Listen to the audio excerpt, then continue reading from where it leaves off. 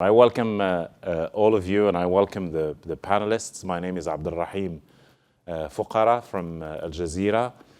We are extremely proud to be one of the main sponsors of this event in Silicon Valley, together with Bloomberg. We have mobilized a lot of assets across the network: Al Jazeera Arabic, Al Jazeera English, AJ Plus, Al Jazeera Mubashir, social media.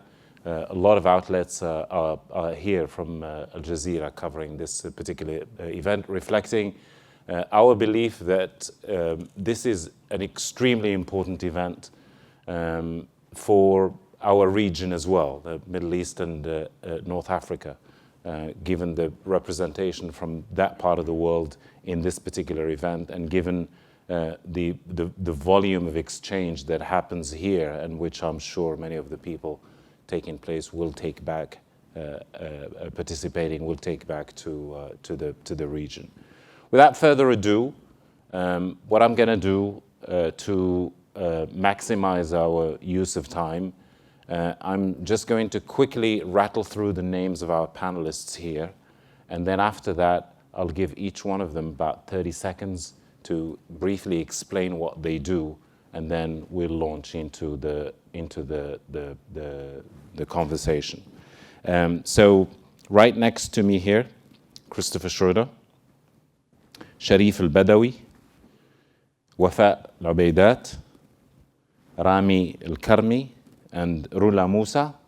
So when I come to you, basically if you could also identify the part of the world or the part of the Middle East that you are from or you associate with or where you are based, and then in 30 seconds, basically a soundbite, just quickly tell us about what you do and why you're here. Let me start with you. Well, firstly, thank you very much for doing this. I think it's amazing that your network is putting a shining light on this. The only thing I would ask of you is I hope every one of these people on the panel and the audience you will bring on air as much as possible and tell these stories, because they're unbelievable stories and they're not understood. Certainly where I come from in America, and they're not understood enough in the region. They need coverage and they need to hear what's going on overall. But as many of you know, I'm a venture investor now. Most of the time I've been a serial entrepreneur and have built companies. I wrote the most hopeful and awesome book on the Middle East ever written, called Startup Rising, the Entrepreneurial Revolution, Remaking the Middle East. It tells the story of many of the people here overall. But today I'm most proud because I got as close as I've ever come to meeting President Obama, only because I got to sit next to May. And that's as close as I'll probably ever get. But that was just awesome watching her today. That was terrific. Sharif. Yes, thank you very much. And I think I echo Chris's statement that it is actually a smart business decision for you guys to cover entrepreneurship in the Middle East, as it's a big interest for the population, and it's obviously an entertaining one to cover. I'm an Egyptian American, but I associate with the entire MENA region just by my heritage and also my passion and interest to go after emerging markets. And I work at Google in the day, partner in partnerships with startups and VCs here in Silicon Valley. But I wear a couple other hats with an organization, a nonprofit called Tech Wadi, that helps bridge entrepreneurs from the Middle East to Silicon Valley, knowledge sharing in both directions. And I picked up recently the investor hat as well to actually put money where my mouth is when I am meeting these entrepreneurs in the Middle East. Wafa. So just echoing my colleagues, it's such a privilege to be here today. Not only because I'm the only Bahraini that's on a panel, but I feel a lot of responsibility to represent Khaliji women in the GCC, and to be able to have this seat where I can share my point of view is a privilege, and I'm very blessed. My core business is a communications agency. We're a leading local firm. We manage clients across 4 countries in our part of the world, in our region. And I'm a serial entrepreneur as well, so we have about 4 different companies. Fantastic. Rami. Let me start by just making sure everyone understands the value of being here at the GES. And I think the first time I started on my real journey towards this was when I was invited to attend the first GES back in DC.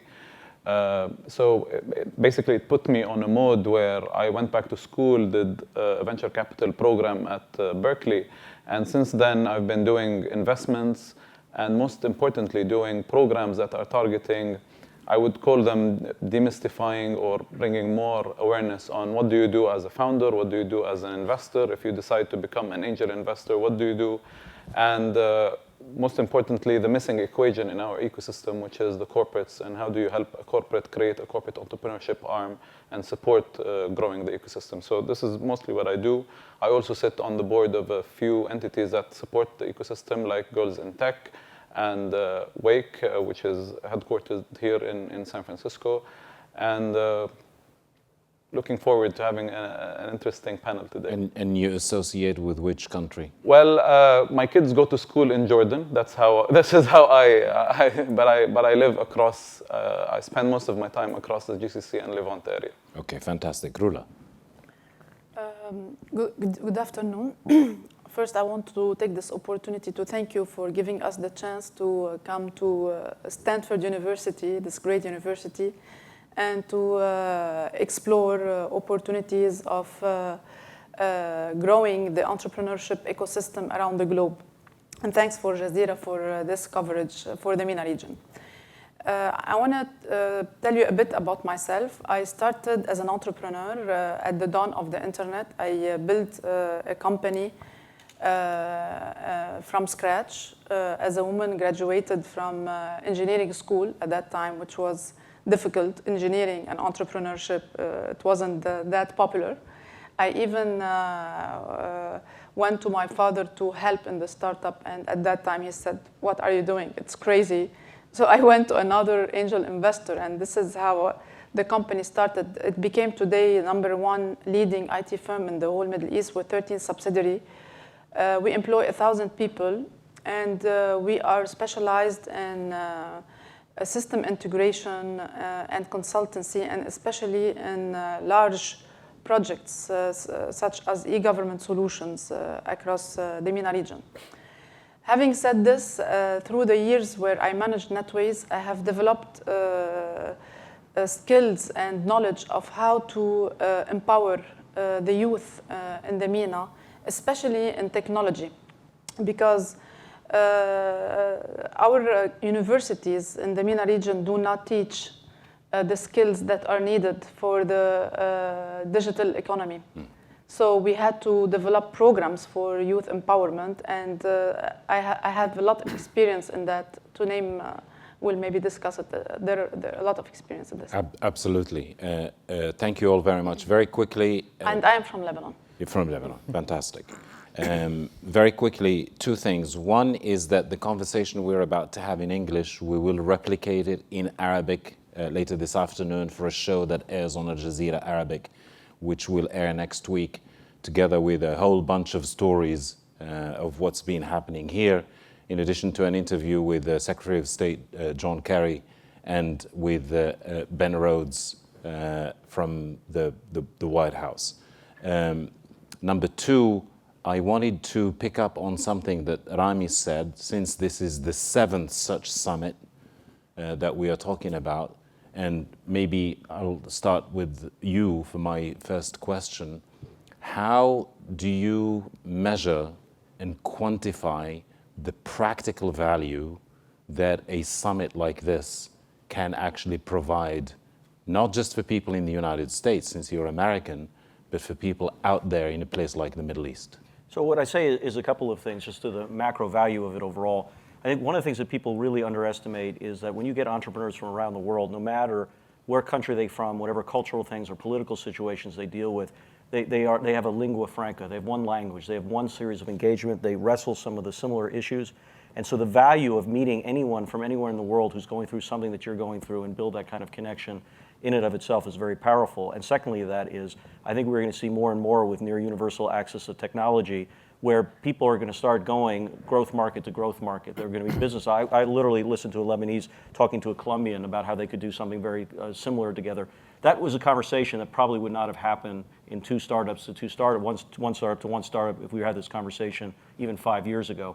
And so these gatherings have such a serendipity to them. They allow so much engagement of these like-minded warriors who are doing things bottom up, that is very, very profound. The proof is in the pudding. Over time, you'll hear, as you heard people on the panel say, because I was here, I had the courage to do something else. Or because I was here, I met someone that never would have met otherwise that had a profound impact on my business. And so it's not like you can have one metric like a GDP figure, which in my view is kind of a useless figure also, but it's not one figure that does it. It is the energy that you see that's coming back here and then the multiplier effect of other events and other engagements which will happen sprung out from a great gathering like this one. Rula, if I may jump over to you. Obviously, when you are in an environment like this in Silicon Valley and you're having conversations like this one, and networking with people from all over the world, it is still a quintessentially American experience being in this particular environment. How do you translate this to your local environment where you come from? Actually, in Lebanon, we have been very active since 3 years in entrepreneurship because of the central bank Circular 331, which was a disruption in our government for the first time in Lebanon, where they decided to give, instead of debt for the entrepreneurs, to give money against equity. So that was a premiere as a program in the whole MENA region. And this kind of grew a kind of an ecosystem around entrepreneurship. Now, I must tell you that this is not just the most important factor, money, to grow an entrepreneurship system that is effective. You need to come to such places, to San Francisco, to see what they have done, what are the experiences they're building, what are the methodologies they are using, and not necessarily copy them, because nothing can work as copy-paste. Each region has its own particular criteria, and you need to address them. Example, in Lebanon, we need to grow our footprint in technologies. Like as I told you, our university, our curricula is not up to date and does not give the entrepreneurs any edge in respect of creating innovation in terms of technology, not in terms of services. So once you come here, you get enlightened. You see people from Google. You talk to people who are ready to invest in the MENA region, because it's our problem in the MENA region is not the MENA region problem. Yeah, it's a global problem. Right. I want to interrupt you there and push you a little bit to talk in more practical terms about how what happens here does not stay here. It goes to Lebanon, it goes to Bahrain, it goes to Jordan, wherever.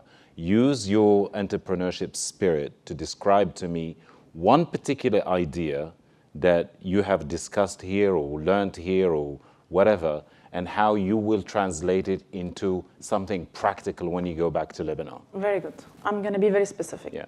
Our ecosystem, entrepreneurship ecosystem in Lebanon is missing some components. What are these components? It's the education of technology inside universities. And to do this, you need experimentation. So creating the right labs for research. So my purpose of coming here actually was to fill these two gaps. So contacting the leading technology firms here, making the right agreements with them, checking what are their needs to come and install in Lebanon. Maybe they have certain requirements. So my trip was in particularly dedicated to this task. Okay. Because we have the money, we have the talent, we have everything. What is missing is a conductive, experimental labs, technology, innovation that we need to bring back. So this is the kind of exchange that we're going to do. Okay. Rami, to what extent does what we've just heard from Rula echo with you personally in terms of what happens here and how it translates into something practical for people, especially the youth in the part of the Middle East that you associate with? So again, I was blessed to be part of, this is the 5th GES that I attended. And I think two clear takeaways that I got out of the model, forget the networking that took place. Mm-hmm. The model of bringing people together and having those sessions where the power of putting people together in one room, even if there was no context, they will come up with something positive just by being there within one vicinity. And the second is the power of utilizing those venues to listen to what people really need. So instead of putting out a survey, trying to understand what can you do to help entrepreneurship, this is a quick byproduct that you get out of creating such a venue. And in, I would say, most of the interventions that I designed across the Middle East, be it an innovation campus that I set up in Jordan, or an incubator that I set up in Doha, or what have you, this was one of those two were one of the main values that I created within this space. So one of the spaces we basically created, we had a semi-co-working space during the day. At 6, everything is on wheels, so you move it around and it turns into a venue. And in 1 year, we did more than 260 events that attracted more than 20,000 people. And having those people, that was the main objective. I'm not accusing you of beating about the bush, but I want to get into the bush. Okay. Now, in practical terms, one of the problems that our region, Middle East and North Africa, faces is unemployment, especially among the youth. Now, how do you translate what goes on here into practical value that helps us, for example, deal with the issue of unemployment among the youth? So with this one venue that I helped create, I'll give you quick numbers. There was more than 120 startups that the telecom that sponsored this space basically supported, either by creating bundled products or co-creation of certain products. There was more than 16,000 people who attended during the first 16 months alone into the space. And those people are either people who had startups that benefited some way in terms of scaling their startups. However, just on the day of launching the event, of launching the space, we had a startup weekend, and we ended up with 33 companies that were created. So how many jobs are we talking about there? So on average, the numbers that I can easily say, we didn't actually conduct an actual survey to follow up. There was at least 2,000 to 3,000 jobs that were created through such a venue. And that's only one venue that I helped create in Jordan. In Doha, earlier this year, I launched a Lean Startup program where a similar model was there. And we ended up investing in 50 companies. That's at least 200 jobs that are created and more that will be created soon. Wafa, you're from the Bahrain, as you said. We're talking about even within the Middle East, North Africa region, we're talking about a particular geographical area which has its own specificities and its own idiosyncrasies in all manner of ways. Unemployment, for example, how would you describe the value of what you learn or what you discuss here for Bahrain in terms of creating jobs and dealing with the issue of unemployment? So that's a great question. So on top of doing my day-to-day job, I'm quite active in the community. I'm part of the Chamber of Commerce. I'm part of the VV Grow program in our region. I'm part of the Manama Shapers. And recently, I've been getting into opportunities or places where I can share my thoughts with key strategic ministers in my country. And I think entrepreneurship is definitely a hot topic in Bahrain as well as the GCC, purely because we now have to get creative about generating different revenue sources with the oil prices crashing and everything sort of happening around us that is a bit challenging, where everyone's looking at entrepreneurs for solutions. What I find is we have a very immature ecosystem. Everybody's working in isolation, and people are creating platforms for the entrepreneur, but they're not really engaging with us to crowdsource solutions in the region. For me personally, we have a fantastic new Minister of Industry and Commerce, just to give you an example. And for the first time in Bahrain, he flew out a delegation of entrepreneurs with the official delegation with the king to Cairo. So we were able to sit side by side with ministers, with CEOs of banks, and really talk about some of the key issues we're facing.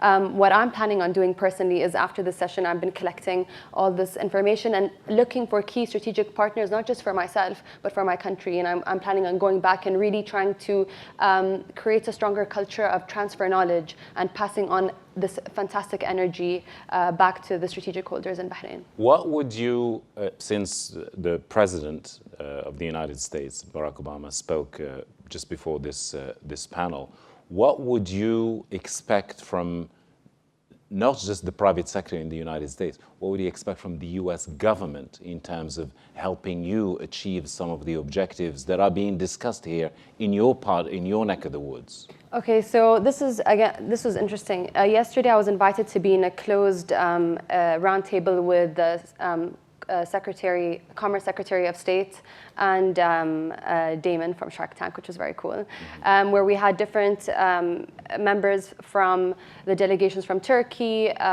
Greece, and Saudi sitting together, actually discussing some of the issues we're facing. And what the Commerce Secretary of State informed us is there are 75 officials that are kind of around the world that can support us from the top-down structure and really push our governments to make these decisions. I'll be very honest, I felt really blessed after discussing some of my issues compared to countries like Haiti who don't have electricity, or some of them don't have internet. My issues seemed a little bit superficial. But some of the things that I discussed was, we have a lack of it's how can the U.S. support us with linking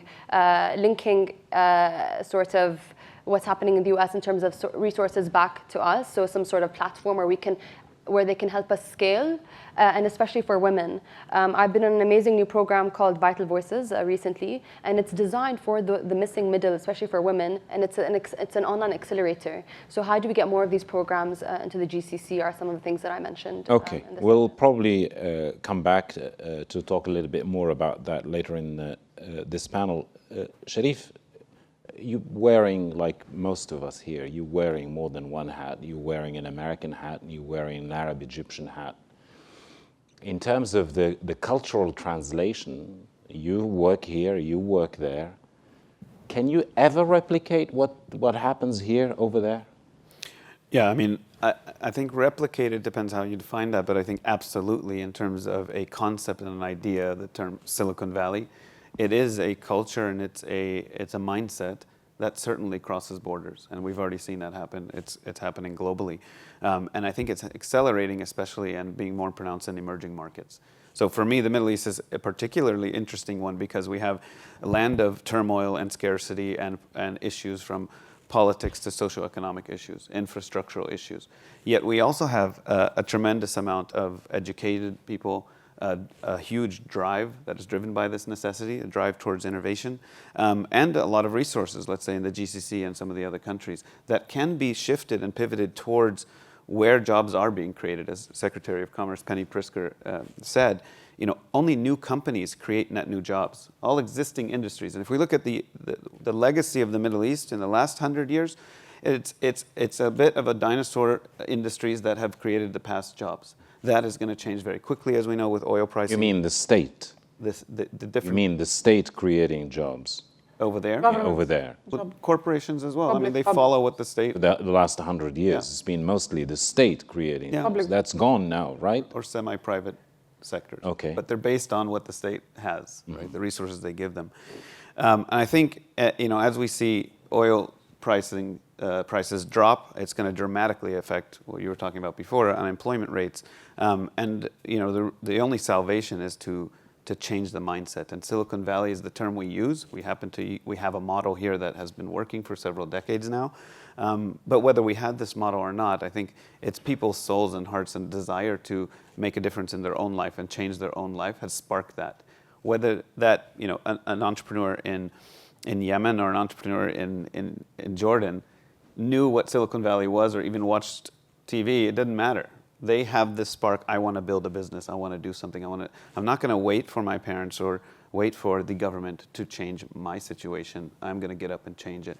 Luckily, when they got up and looked out the window, there were hundreds of others just like them with that drive and that excitement. And to talk about what does GES do, I think specifically what it does is the transparency, the awareness, the sharing, the hope, the connectivity is extremely important for us to say, we may have had sitting between Mark Zuckerberg and the President Obama, that is going to reverberate through the region. Just that one thing. Okay. And as a follow-up to that, I mean, we're discussing here how to unlock the potential of the youth in the Middle East. Unlocking the potential means different things in different places. Right. It in my experience, hardly ever, when you say that in the United States, you hardly ever talk about red tape. If you want to set up a business in the United States, simple, straightforward. How do you unlock the potential in the Middle East, given the size of the red tape problem that exists in many parts of the region? I think this is a core issue that many of us who are, let's say, we are not the entrepreneurs, maybe Chris and I, let's say, on stage, we're fostering some of these things that are happening there, and we're playing with the orchestrating people behind the scenes. We're talking to ministers, we're talking to the governments in general, and they're asking, what are the types of things we can do to help? How do we get rid of the red tape? And in one sense, you want to say, get out of the way and let them do their job. And we don't mean inaction. For them to get out of the way, there is a lot of work for them to do because everything is in the way. There are obstacles, whether it's corporate formation or it's corporate governance around the startups and how they can move across borders, logistics and tariffs about trade, employment, IP protection across the borders. And we have to think of the region as the 22 Arabic-speaking countries that it is or so. That's over 500 million people. It is not as easy to transact and do business there. Similarly, in the United States or any other place, there are some parts of the United States where it's a little bit easier to do business than others. Government is playing a role, as Obama said, start up in a day. Be able to start your company without going to so many different bureaucratic hoops to get that done. Christopher, I want to draw on your experience in the Middle East.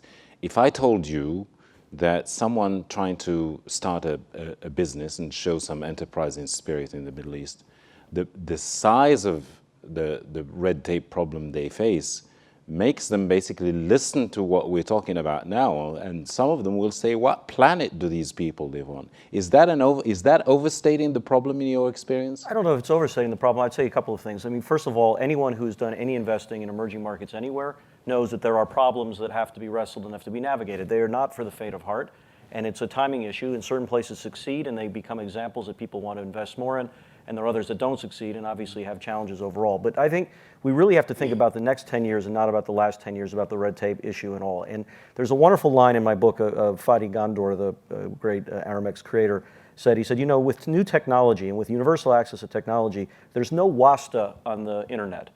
And what he means by that is that, sure, there's red tape and things you have to wrestle, but you have an ability now to build things so quickly and move so fast. Wasta, for those who don't know it in Arabic, is somebody who gives you a push. Gives you a push or red tape or helping you, supporting you. And look, I'm from Washington. We know a lot about Wasta in Washington. You have a different name for it. We have a different name, yes, which I can't say on live. Audience-friendly audience. It is what it is.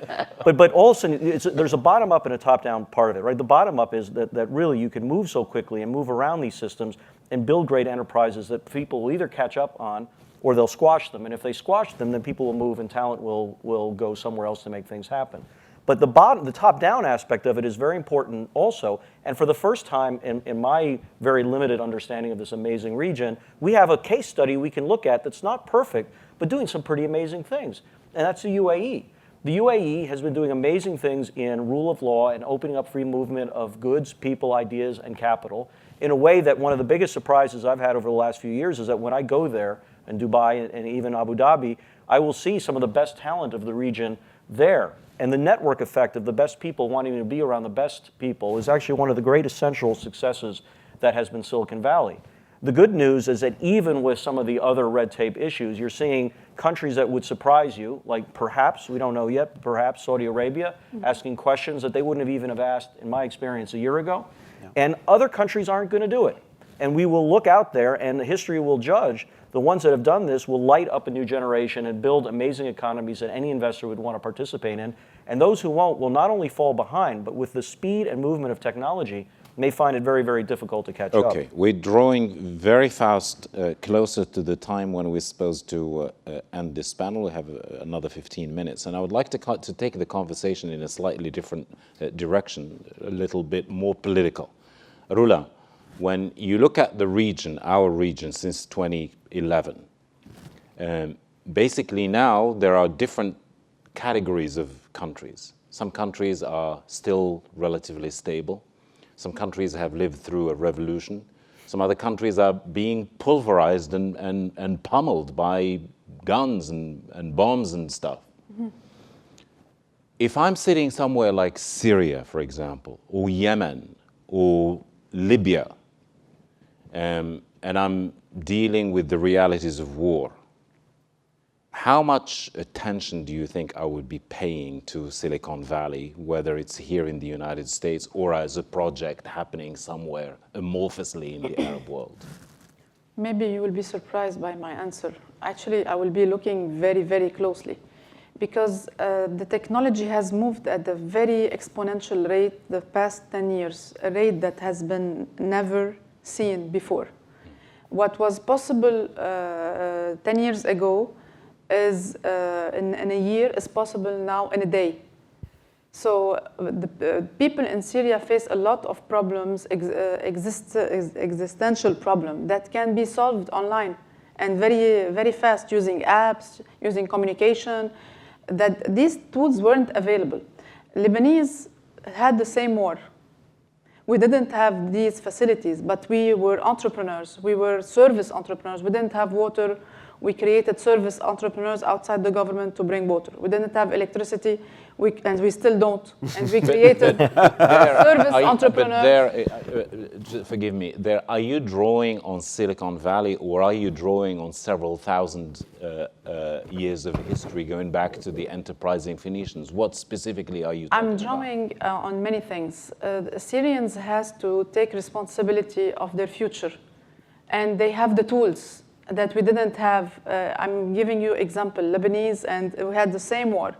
Lebanese didn't have tools. Syrian has the tools, and they can, address their problems in a faster manner than previous countries who had conflicts. You will be surprised. I was in Lebanon one week ago, and there was a mid-generation entrepreneurship event.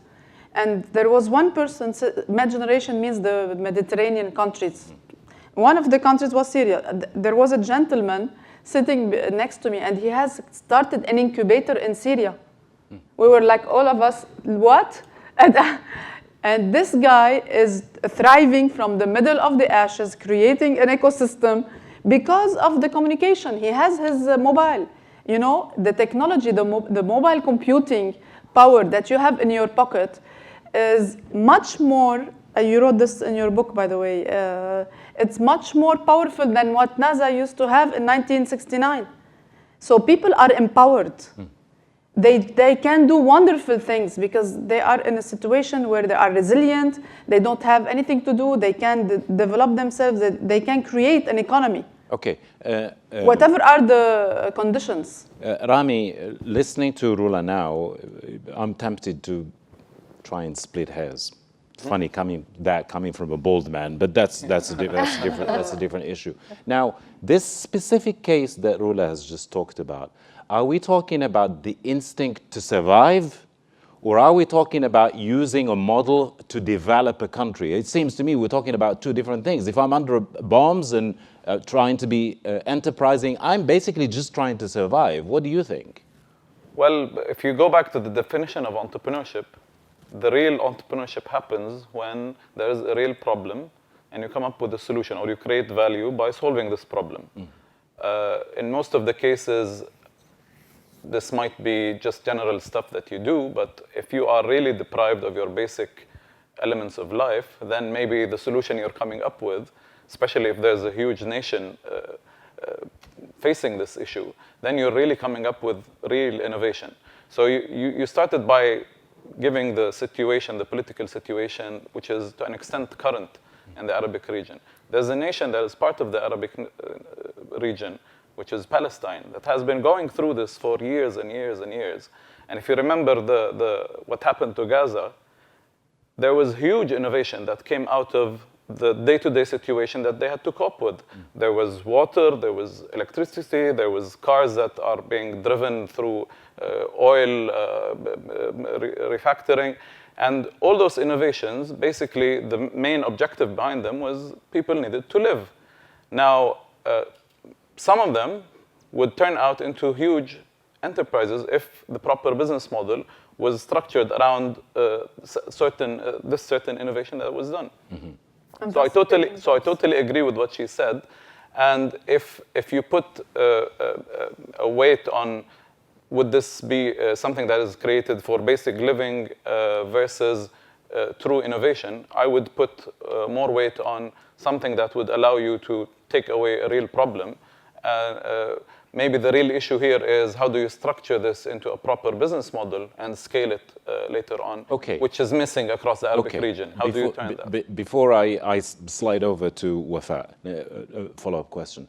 I mean, I am living in a country, as I said, which is being pulverized by war. Syria, Yemen, Libya, what have you. Can innovation help me bring about the most important thing in a human being's life, which is peace? Or are we talking about making these amazing innovations, which at the end of the day could be redestroyed by war? Well, it is what it is. There is a sad situation happening. Yet, what I see through entrepreneurship is the positivity and the option of hope. So this is what I feel. This is something that entrepreneurship can bring on the table. Now, would it solve the issue? Would it result into peace? I don't know. I don't think any of us are in place to be able to answer such a question. Yet, the real value I see is the option of hope. Wafa, what's your take on this? So, I mean, I kind of agree and disagree. Give me the disagree, because we agree. Really? We've heard it from Marula. But I have a really good agree story. All okay.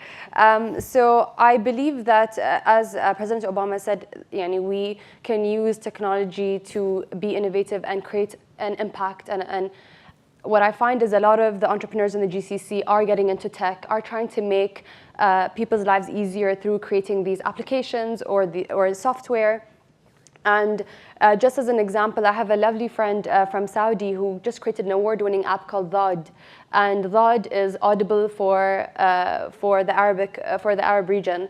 So it's audiobooks in Arabic, and all her narrators are from Palestine. So she's providing jobs and opportunities. Let me just explain to people who may not necessarily be familiar with that. Arabic is sometimes referred to as Lughat al-Dhad, the language of Dhad, because it's a sound that only exists in Arabic. Please continue. So I just believe that there's a lot of potential to maybe guide entrepreneurs who are in these incubators to solve problems in those regions and create a positive impact. If we have the resources and if we have a growing ecosystem and we have all the right elements and we have government backing us and we're getting the grants and we're applying to the competitions, maybe it's just about linking the two together. So if they are trying to survive and they don't have the means to sit and create this technology and they're just trying to get through their day-to-day, then maybe the nations around them can be creating another ecosystem to support them through technology. Okay. Sharif, we have, I think, about 5 minutes left to the end of this panel. 2011, circle back to 2011. The youth in the Arab world gave some amazing examples of how enterprising people in that part of the world can be. Sure. One example, Tahrir Square. The creativity of young people in Tahrir Square in 2011 basically inspired the world. These are very creative people. Where do you draw the line between being enterprising and being subversive in a way that does not necessarily encourage governments, for example, to help unlock the potential of the youth in the region? Well, so I would like to think it's a pretty blurry line, and I would encourage the youth to continue to blur it. I wouldn't want to see a very clear distinction because I think they've lived through decades of that, or the youth maybe not decades, but they've lived through that where they were just complicit, and maybe they were talented and creative and smart and already, but they didn't have the opportunity, or at least the umbrella over their heads was that, no, let's just go with the flow and status quo. When in that awakening that happened, that was when they all woke up and said, you know what, that's not the next 50 years we want for ourselves, and we want to change that. And I think that that little spark inside is the difference that we're talking about. So to me, that's the difference. And the way that they actually follow through in that, it's a victim of circumstance. I mean, of course, they can be subversive if there's just absolutely no other way to breathe.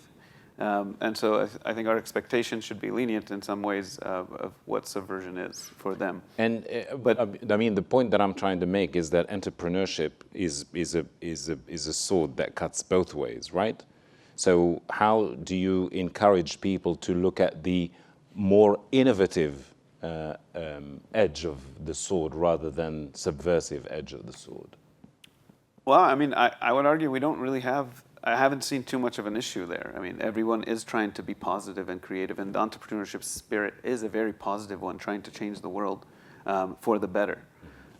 I don't think we're having an issue with too many people innovating for evil. Sure, we have voices there, and there's a lot of influence, and there are initiatives that people are taking on for themselves, and groups here are actually helping with to combat that violent extremist voice.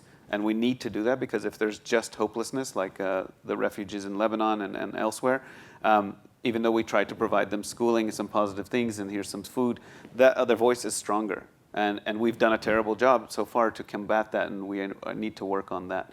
But otherwise, I think if you can provide them with shelter, provide them with the basic necessities of life, entrepreneurship is a positive thing. Could I just, yes, could I add on see to you that? itching to add something. Because Yes. we have Nafham in the audience today from Egypt, okay? And Nafham in the audience is because of technology, impossible without technology. 22,000 videos have been posted in Arabic to supplement education in Egypt and now Saudi, in place of things like mathematics and reading and writing and that kind of a thing. Over 65 million views of those education videos have been done in about 18 months or 2 years.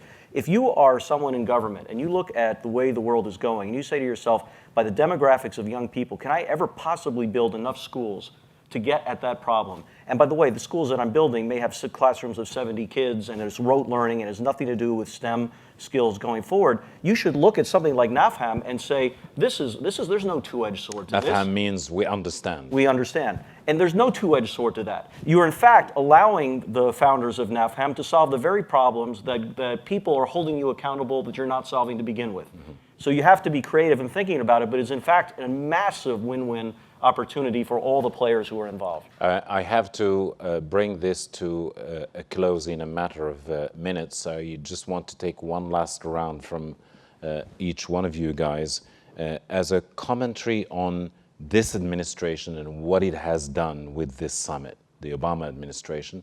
It's almost coming to an end.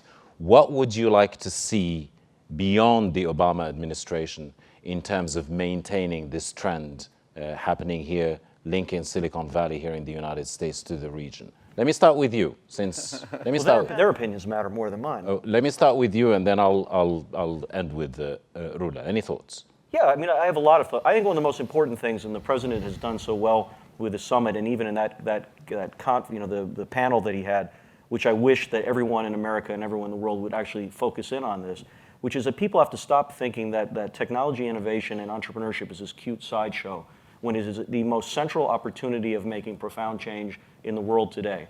And anything that can be done for people to know that this is something that's not just something that people over here called entrepreneurs do, but in fact part of the fabric of change in society and improvement of society, that will be one of the greatest legacies of gatherings like this. Sharif. Well, I would say that we are very happy to hear that they've now inked it in and institutionalized it, as they announced this morning, that this will live on to the next administration. But I want to cover, just in that regard, you mentioned the turmoil and the wars and everything that's happening in the region. And something that we've seen in the region that is matching emerging markets, but it's not something that we've seen here, is that at least 30-40% of the businesses, if not more, have a social impact angle to them. By default, it wasn't on purpose. It's not that they're trying to do philanthropy. These are money-making businesses that are going to change the world, at least in their region, if not further out. And the notion of resiliency, as the World Bank and Rockefeller Foundation have kind of talked about a lot and doing a lot of work in. With Tekwadi, we're working on businesses, women-led businesses in the region that are focused on resiliency issues like nutrition, education, energy, infrastructure, access, all of these things. And about half the businesses in the region are starting to focus on those issues. And so you ask, would another war come back and do this again? But technology really can see it's it travels through space and time in that way, like through war, and it would be there before and after. If a computer crashes, just get another computer back online, your business is back online again. And resiliency is what helps these cities maintain throughout that.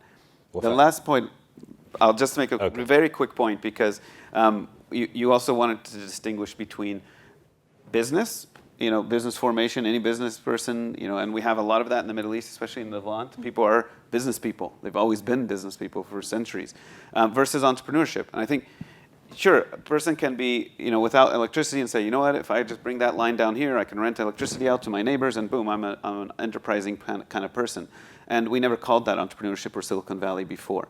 But the difference now is, similar in the US, 20 years or 30 years ago, 1 out of 100 people might have started their own business. Today, 20 out of 100 people are starting their own business. And we are now commercializing that in the Middle East through entrepreneurship. Okay, I want the rest of the panel to show some enterprising spirit in terms of economy of expression to the end of the panel. What's that? So I'm just going to speak from the startup side, maybe the women's side. There was a lot of emphasis here on women empowerment and getting women in leadership roles and getting them active in tech and getting them engaged with government. And I'm only one person. I'm here representing all of Bahrain, maybe all of GCC, and I feel that it would be interesting to see how we can scale this experience to outside this, out of the 700 entrepreneurs who were chosen to be here. How do we transfer that energy and knowledge and the contacts that we've made here? For me personally, I have an issue with access to mentors back home, and throughout some of the networking events, I met some fantastic people who answered me a question or answered a brief that I've had for the last year in 5 minutes. So my issue is, how do we kind of push that forth to other countries and to government officials? Rami. Just echoing what she said, yet adding a new lens. Everywhere we go, we see more and more interventions targeting the startup founders and entrepreneurs themselves, and missing out the whole ecosystem. So what can the government do? How can I build a more set of investors, the full value chain? How can I have more corporates involved into the ecosystem? So how can we, so the thing I would really like to see is spreading this across and institutionalizing the GES.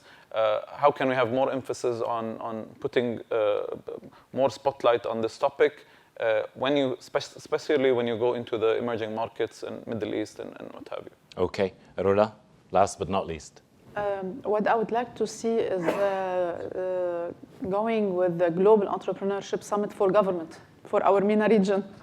Actually, we have for entrepreneurs, for investment, but we don't have for government. If you take a look at a closer picture of our MENA region, I don't agree with you that we need to consider it as one area. I kind of think of it in a different perspective. There are the rich countries, still rich, although the oil price is cutting their budget, but they have still the right budget to thrive in this period and recreate their economy outside the oil industry. We take a look at Saudi Arabia, and I think they have a great vision right now. It's called the Vision 2030. Yeah. And the Crown Prince was here. He spent a week in Silicon Valley. He bought Uber. He contributed to Uber with 2.66 billion. 3.5. 2.6. You just got a whole billion. Really? I don't know. But he already bought. But yeah, you so made the they point. are already. Some of the countries have already embarked in this vision. We also have Sheikh Mohammed in the UAE who has created the National Innovation Vision, and it is for 6 main areas. And I'm on one of the board in the Transport Innovation Center. But we have other countries who are trailing behind, and these are the countries who are talent-rich. And these are trailing behind because of the government inability or not wanting to do anything in this respect. They want their people to stay in the Well, because they don't have the dosh, they don't have the money. They don't need money for that. It's like, get out of the way. These are the countries where you need to tell them, get out of the way, put these legislation, legal, and the economical atmosphere regulations in place, and let the people thrive, because they will thrive without you.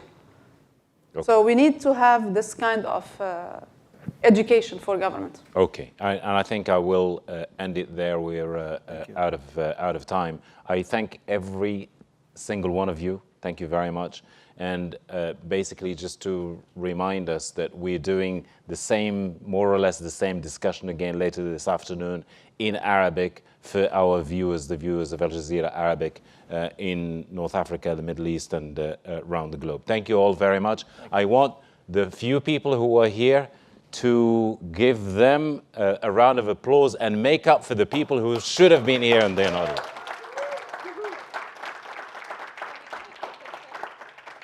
Thank you very much.